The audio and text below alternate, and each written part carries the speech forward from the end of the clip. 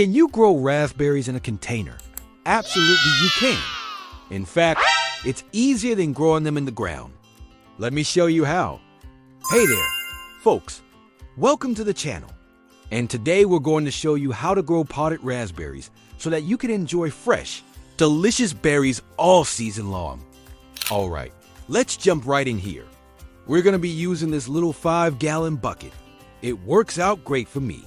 You can use something larger. You can use a terracotta pot. You can use a fabric pot like this. It has a bottom to it.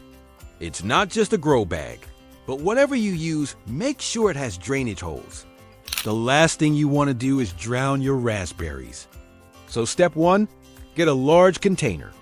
At least 5 gallons, 16 to 20 inches deep. That's going to give you enough room for the roots to grow and not get too root bound.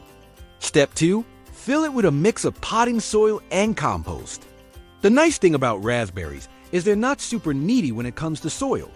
They just want good drainage and they want it slightly acidic. So a pH of around 6.0 to 6.5 is ideal. Now we're going to move on to step 3. And this is really important. Only plant 1 raspberry cane per pot.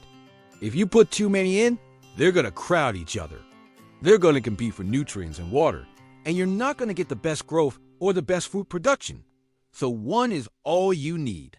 And when you plant it, make sure the crown of the raspberry is just above the soil. All right, step 4. Place the pot where it gets at least 6 to 8 hours of sun per day. These berries love the sun. The more sun, the better. Now step 5, water regularly. Keep the soil moist but not soggy. Container plants dry out faster than those planted in the ground, so check it often. As your raspberry grows, you may notice it getting taller and kind of flopping over. So step 6 is to add a small trellis or some other type of support. Raspberries have these long canes that really need help standing up. A small trellis like this works really well.